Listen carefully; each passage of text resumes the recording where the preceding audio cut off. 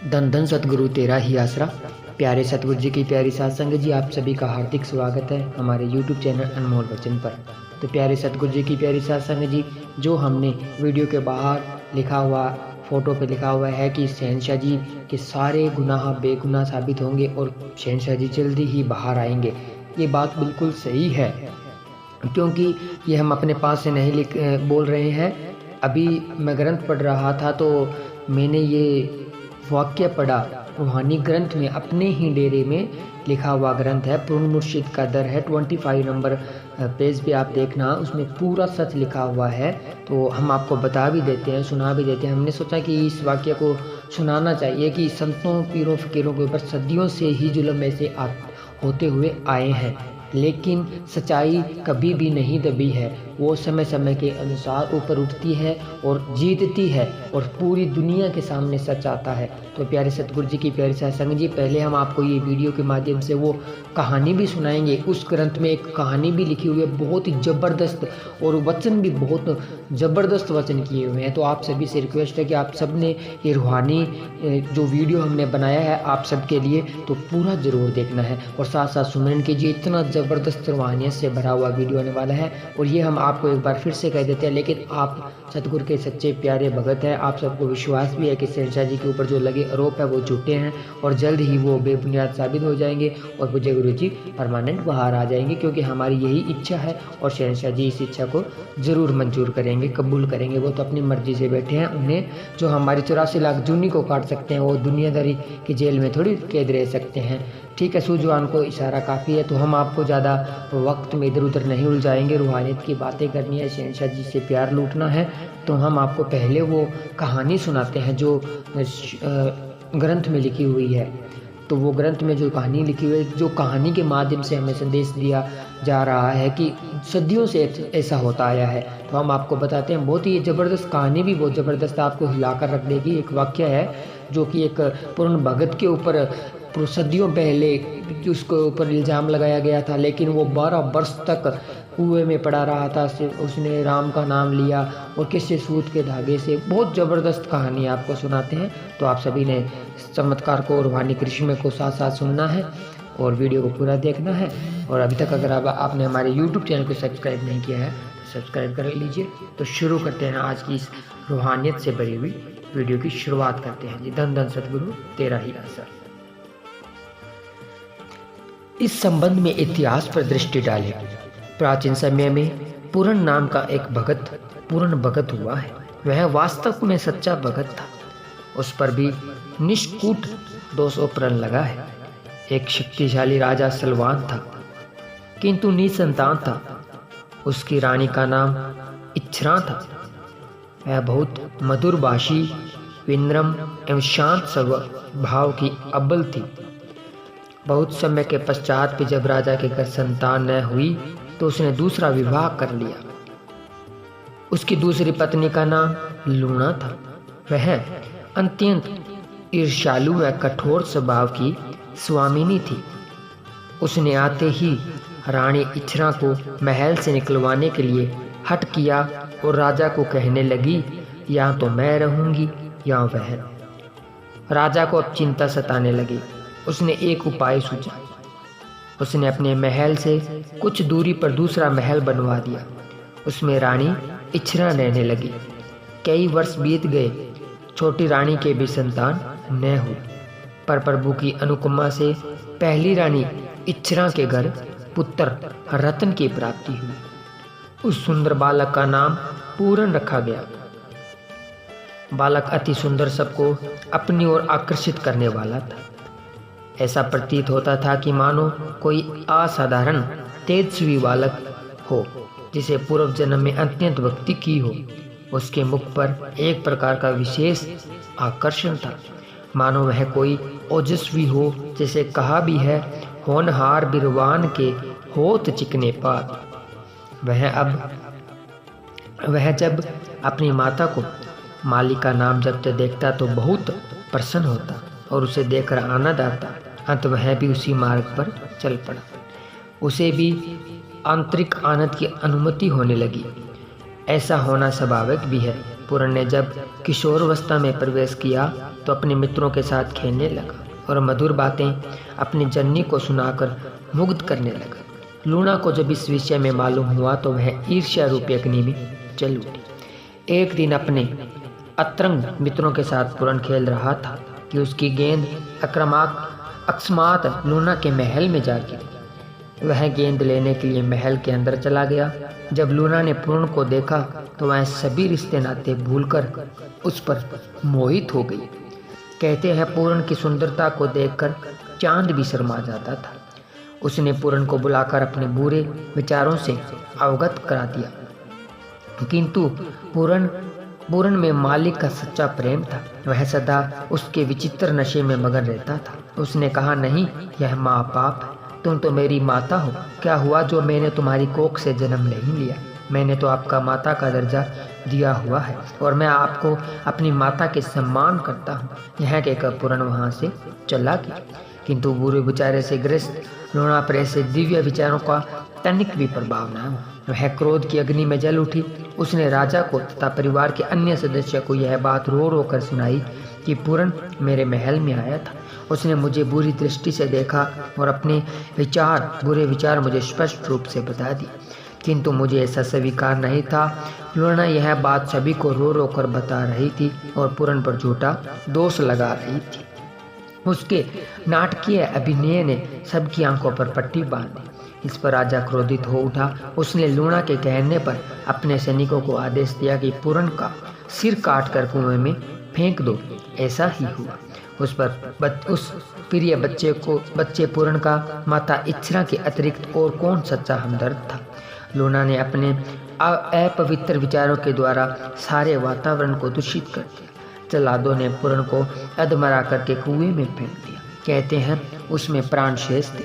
कुल मालिक का नाम जगता रहा और अडोल पड़ा रहा। अब कोई अधिक चतुर यह कहे कि मनुष्य भोजन के बिना एक दिन भी नहीं रुक सकता, उसने 12 वर्ष कैसे काटे होंगे? जी हाँ, प्रश्न तो आपका उचित है, किंतु यह बिल्कुल सच है। जिसने मालिक के नाम का सहारा ले लिया हो उसे 12 वर्ष तो क्या, सारा जीवन भी भोजन की ओर देखने की आवश्यकता नहीं। यह बहुत उच्च स्तर की बात है। मैंने इसके विषय में कुछ विशेष अनुभव नहीं किया। अंत इस विषय में मुझे कुछ और कहने का अधिकार भी नहीं है, किंतु अपने सच्चे दातार पीरो मुर्शिदे के वचन मैंने इस संबंध में स्वयं सुने हैं, जो कि 100% सच है। संत वचन पलटे नहीं, पलट जाए ब्रह्मांड। यह वास्तविकता है। प्रयोग अर्थात अभ्यास कोई भी कर सकता है। फिर उसी विषय पर आते हैं कि पूर्ण 12 वर्ष कुएं में बंदगी करता रहा। एक दिन वहाँ से एक फकीर गोरखनाथ का गुजरना हुआ। उसने कुएं के पास जाकर सुना कि किसी की आवाज़ आ रही है कि मुझे बाहर निकालो। गोरखनाथ ने पूछा कि तुम कौन हो भाई? कुएं में से आवाज़ आई, मैं पूरन हूँ। गोरखनाथ ने कहा कि यदि तू पूरन है तो मैं सूत का कच्चा धागा लटकाता हूँ, तो इसके सहारे बाहर आ जा। गोरखनाथ ने कुएं में कच्चा धागा लटका दिया। परमात्मा वाहिगुरु ने अपने बच्चे की लाज रखी। उस कच्चे धागे में लोहे की सुंदर जंजीर जैसी शक्ति आ गई, जिसको पकड़कर पूरन बाहर आ गया। उसी दिन से उसे पूरन भगत के नाम से पुकारा जाने लगा। बाद में वह एक उच्च कोटि का फकीर बना।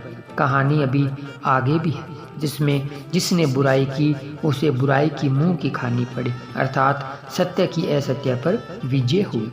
हमारे विचारों का संबंध इस कथा से यहाँ तक ही है। अंत इसे यहाँ विराम देते हैं, क्योंकि हमारा अभिप्राय बुराई करने वालों के गीतों को सुनाना नहीं, अपितु इस कहानी को लिखने का तात्पर्य यह है कि संतों या भक्तों पर निकृष्ट से निकृष्ट दोष लगाए गए, किंतु प्रभु ने उनके आंचल पर किसी प्रकार का दाग लगने नहीं दिया, अर्थात सच्चे परवरदिगार ने उनकी लाज रखी, चाहे दुनिया एक और हो गई थी। सोचिए, जब बुराई अच्छाई से चिढ़नी है तब सबकी आंखों पर पट्टी बांध देती है। पर जिन्होंने सत्य का मार्ग अपनाया वे अपने पवित्र आचरण पर सुदृढ़ रहे। इतिहास साक्षी है कि चाहे उन लोगों को मानसिक शरीर की यातनाएं दी गई, किंतु उनके नाम को कलंकित करने का कोई भी साहस नहीं कर सका। जब तक सूर्य और चांद चमकते रहेंगे, उनका नाम सदा संसार के इतिहास के पन्नों पर हीरे की भांति चमकता रहेगा। बुराई ने प्रत्येक युग में फकीरों पर अपना पूरी एडी चोटी का जोर लगाया। वह कुछ समय तक संबंधित स्थान और वातावरण को थोड़ा बहुत प्रभावित कर देती है, परंतु यह अटल सच्चाई है कि बुराई कभी शिथिर नहीं रहती और न कभी शिथिर रह सकती है। निंदक और स्वार्थी लोगों का यह काम है और वे ऐसा हर युग में करते आए हैं और करते रहते हैं, क्योंकि वे सच्चाई सहन नहीं कर सकते। सच्चाई उनके पछती नहीं और सच्चाई को सुनकर वे बौखला जाते हैं। उनकी दाल तो गलती नहीं जो अपनी बुरी योजनाओं को सफल बना ले और सच्चाई को सदा के लिए मिटा दे। ऐसा उनसे हो नहीं सकता। एक से एक नई योजनाएं बनाते हैं, किंतु व्यर्थ हो जाती है। सच भले भी चुप रहा है, आज भी मौन है और हमेशा मौन रहता है। झूठा व्यक्ति अपना पक्ष प्रस्तुत करने के लिए नए बहाने ढूंढता है, ऊंची आवाज का सहारा लेता है, किंतु जिसके पास सच है वह प्रत्येक युग में मुस्कुराता रहता है। उसे किसी से संकोच करने की तथा भयभीत होने की भला क्या आवश्यकता है। जैसे कहते हैं, पल्ले होवे सच तब कोठे चढ़ के नच, अर्थात सच को आँच नहीं, सत्य के मार्ग पर चलने वाले आज भी नाच रहे हैं। उन पर ऐसी बातों का प्रभाव नहीं होता। वे हर समय अपने प्रीतम सच्चे मुर्शिद कामिल के प्रेम में मस्त, दीवाने उसके दीदार का पाने के लिए ललित रहते हैं। जैसे कि हाथी छोटे मोटे जानवरों की परवाह किए बगैर अपनी चाल में झूमता हुआ वैसे ही चलता रहता है। अपने सतगुर के प्रेम दीवाने व सच्चे आशिक भी झूठी अफवाह और दूषित आरोपों की कतई परवाह न करते हुए अपने मुर्शिद का प्यार पाने की कोशिश में इसी धुन में लगे रहते हैं। बुराई और सच्चाई की लड़ाई तो आदिकाल से चली आ रही है। प्रत्येक युग में बुराई ने अपनी कुचेष्टा द्वारा सच्चाई को धूमिल करने का प्रयास किया है। आज भी रावण, कंस, दुर्योधन तथा शकुनी जैसे स्वार्थी व्यक्ति कागज के टुकड़ों पर झूठ बेनाम प्रकाशित करके श्री राम जी और श्री कृष्ण जी के आदर्शों को दबाना चाहते हैं। यह उनकी सरासर बड़ी भूल है। यदि काल यौवन पर है तो दयाल कौन सा वृद्ध हो गया है। वह भी दिन प्रतिदिन प्राणियों पर अपनी पूरी रहमत की वर्षा कर रहा है। दयाल की शक्ति असीम है। संसारिक स्वार्थी लोग अपना स्वार्थ सिद्ध करना चाहते हैं, तभी वे इस प्रकार की अशोभनीय हरकतें करते हैं, किंतु वे इस बात को तो भूल ही जाते हैं कि जिसने तुम्हें बुद्धि दी है उस सर्वशक्तिमान की बुद्धि कितनी विशाल होगी। फिर भी वो अपनी कुचेष्टाओं के द्वारा लोगों को गुमराह करने का प्रयास करते हैं, किंतु दयाल की रहमत से लोग भ्रमित नहीं होते, बल्कि उनकी आश्चर्यजनक वृद्धि निरंतर होती रहती है। यदि ऐसा नहीं हो रहा तो बताइए। एक घटना का ख्याल आया है, वह इस प्रकार है। हम 4-5 मित्र परस्पर किसी विषय पर साधारण वार्तालाप कर रहे थे। इतने में एक ऐसा इंसान आकर बैठ गया जो परमात्मा को बिल्कुल नहीं मानता था, अर्थात मालिक ईश्वर पर उसे विश्वास नहीं था। बात सच्चे सौदे की चल पड़ी कि सच्चाई से प्रभावित होकर नाम शब्द की अनमोल दात प्राप्त करने के लिए लाखों की संख्या में लोग आने लगे हैं। पूज्य शहंशाह जी ने पिछले दिनों में पंजाब तथा हरियाणा में सत्संग लगाकर 2 लाख से भी ज़्यादा लोगों की नाम की दात बख्श दी है। तो प्यारे सतगुरु जी की प्यारे सत्संग जी, ये जो जिक्र आया है सत्संग लगाकर, ये हम आपको ग्रंथों में से सुना रहे हैं। अगर आपको स्पष्ट मालूम ही पड़ रहा होगा तो ये पहले की घटना है, आपको अभी सुना रहे हैं ताकि आपका विश्वास और मजबूत हो जाए। तो आपने ध्यानपूर्वक सुनते रहना है जी। लोगों के नाम की दात बख्शी दी है और नशे व बुराइयों से मुक्ति दिलवा दी है। अब उनके परिवार सुख की नींद सोने लगे हैं। वह इंसान जो आया था कहने लगा, तुम्हारे संत तो लोगों की एप्रोटाइज सामूहिक नींद कर देते हैं और अपनी बात मनवा लेते हैं। क्या मैंने कोई अनुचित कहा है? मैंने कहा, यदि तर्क से बात करनी है तो पहले उसे उसमें भली भांति परिचित हो, कम से कम अपनी बात पर व्यर्थ में अड़ा न करें। क्यों ऐसी काल्पनिक बातें समय रच लेते हो? आपकी सोच तथा पैथी के अनुसार सम्मोहित एक इंसान एक समय में केवल एक इंसान को ही कर सकता है, और जब वह समय उसका इच्छुक हो। हिप्नोटाइज वाले सत्र की कोई बात तो नहीं लगती, किंतु जब तू यह कहता है तो एक पल के लिए मान लेते हैं। अब तुम भी सुनो, क्या वह अकेला 24 लाख के भारी समूह को हिप्नोटाइज करके रख देता है? चाहे कोई इच्छुक हो या ना हो, पर दीवाना होकर नाचने अवश्य लग जाता है। इसके विषय में तुम्हारी बुद्धि क्या कहती है? आप भी तो हिप्नोटाइज करते हैं, तुम भी तो गाँव नगरों में अपना राग अलापते हो, फिर आप भी सभी को हिप्नोटाइज कर लिया करो ना। अब तक तो आपने बहुत सारे लोग पीछे लगा लिए होंगे। भाई साहब बेचारे चुप। इस प्रकार दुनिया के लोग किसी भी पक्ष में नहीं छोड़ते, अपनी काल्पनिक विचारधारा से इतिहास में कांट छांट करके असत्य कहानियों को जन्म देते हैं, सच को दबाने का प्रयास करते हैं। पर जिनको अपने सच्चे मुर्शिदे कामिल पर दृढ़ विश्वास होता है, वह कभी अस्थिर नहीं होते। वे सुदृढ़ पर्वत की भांति खड़े रहते हैं। उन्हें किसी प्रकार की आंधियां तूफान नहीं हिला सके और न ही आज तक हिला सकते हैं। भयानक तूफानों और आंधियों से वृक्षों की जड़ तो उखड़ सकती है, किंतु ऐसे दृढ़ विश्वासी पर्वतों को वे कुछ भी बिगाड़ नहीं सकते। वे पहले की भांति अडोल स्थिर खड़े रहते हैं। जिसे कहा है, झूठे झूठ दे पिंजरे दे विच, झूठे झूठ दे पिंजरे दे विच सच पंछी नूं ताड़ नहीं सकदे। झूठे झूठ दे पिंजरे दे विच सच पंछी नूं ताड़ नहीं सकदे। झकड़ा नाल ब्रिज हिल जांदे, पर हिल पहाड़ नहीं सकदे। धन धन सतगुरु तेरा ही आसरा। तो प्यारे सतगुरु जी की प्यारी साध संगत जी, हमने आप जी को सुनाया बहुत ही ऐतिहासिक एक रूहानी वाक्य जो ग्रंथों में दर्ज है। रूहानियत से भरा हुआ ये वीडियो आपको कैसा लगा? बोलने करने में हमने आपको जल्दी सुनाया, क्योंकि ये बहुत बड़ा था। अगर हम धीरे धीरे जैसे रेगुलर सुनाते हैं वैसे सुनाते तो बहुत काफ़ी टाइम लग जाता, इसलिए हमने थोड़ा सा जल्दी सुनाने की कोशिश की है, ताकि आपका समय अगर रूहानियत में लगता तो अच्छा ही होता, लेकिन फिर भी हमने बचाने की कोशिश की है।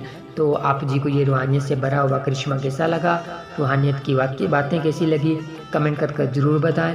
और आप जी से यही निवेदन है कि अगर आपने अभी तक हमारे YouTube चैनल को सब्सक्राइब नहीं किया तो चैनल को सब्सक्राइब कीजिए।